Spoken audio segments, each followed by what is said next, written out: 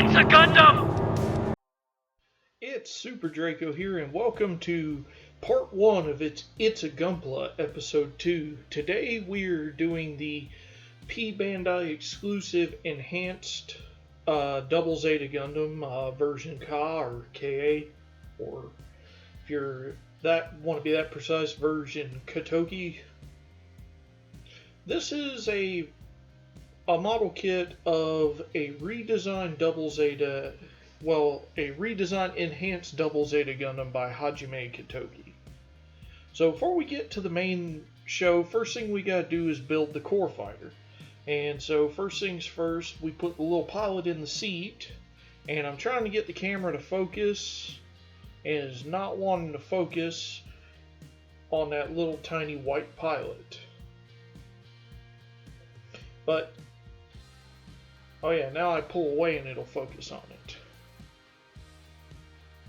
So anyway, now this build, I love the modern Bandai Gunpla builds with the under channels and whatnot, but I haven't built Gunpla in quite a while. The Dom was the last one I built, and that was after a huge dry spell.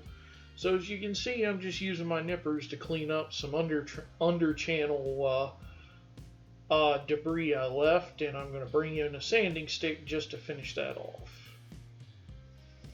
Now, there are some other instances of this happening, and I generally cut them out. And be nice to my old beat up sanding stick, it's been through a lot. So anyway, Double Zeta Gundam. I'm not going to lie to you, the full armored Double Zeta Gundam is one of my all-time favorite mobile suit designs, and quite possibly my all-time favorite mobile suit of all time. I just love how they took the Double Zeta and they just kept adding more and more. You know, I was going to say something else, but they kept adding more and more stuff to it until it just became this huge walking arsenal, as if it wasn't a walking arsenal anyway. But before we get to the jump ahead to that, the core fighter.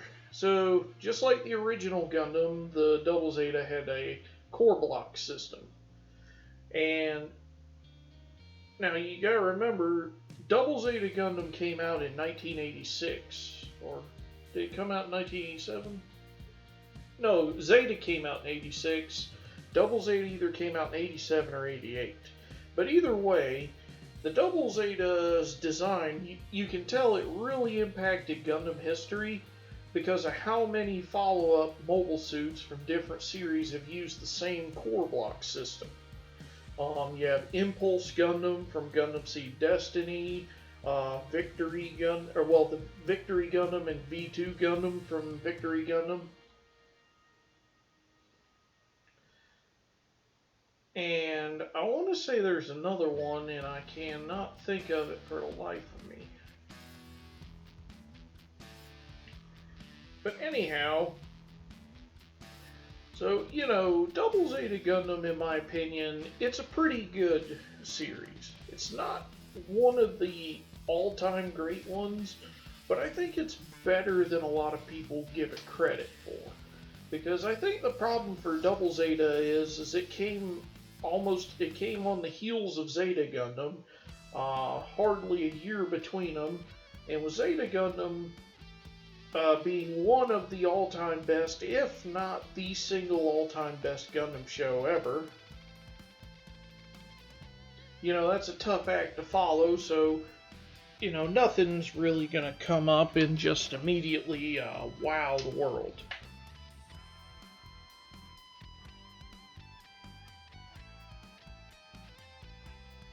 Anyway, so I always tell everybody, if you ever get a chance, check out Double Zeta Gundam. Now, watching the show is a little hard because you don't even see the Double Zeta Gundam until I want to say around episode 12 or 13 or somewhere around there. Because it really takes a while.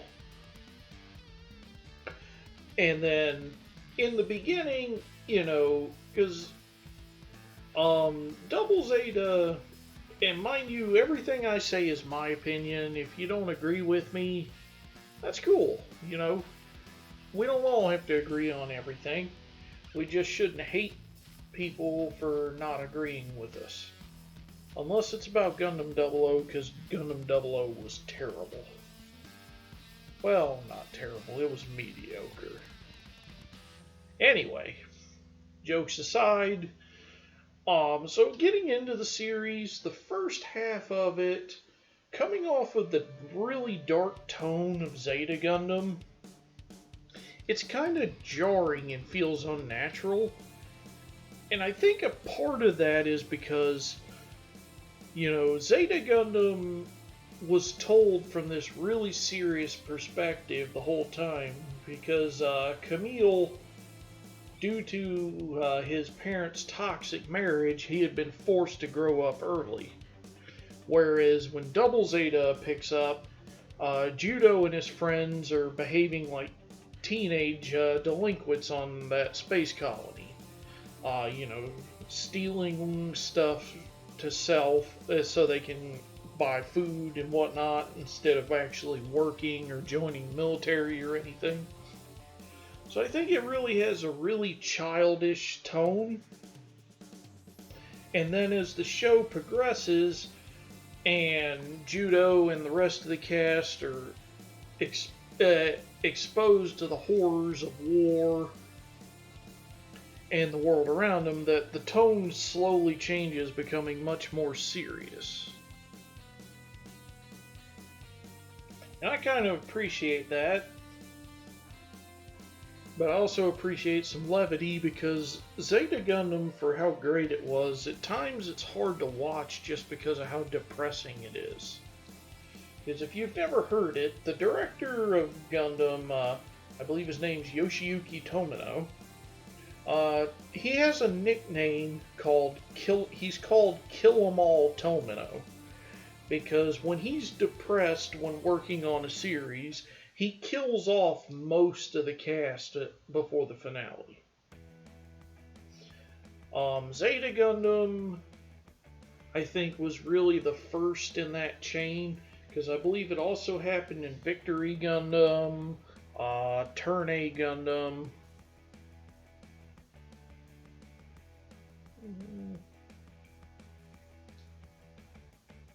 And those are the only ones I know of he was directly involved in, besides Reconquista G, which I never watched Reconquista G just because the mech designs didn't appeal to me, and like the orbital elevator cheerleaders it just lost me early on. Now, in the case of this model kit, because I've been rambling about the series for quite a while, this model kit, you get 2 core fighters. And part of that is for the core block system, how it was used in the show, because in the show, you had a core fighter with Judo in it, a second core fighter attached to the G base, or G bottom, whatever they call it. And then the core fighter on that would undock from the G base, and Judo's core fighter would dock with it as the Double Zeta merged. But they later improved on that by having Judo come out on the G base, and instead having the core fighter that leaves on the G top.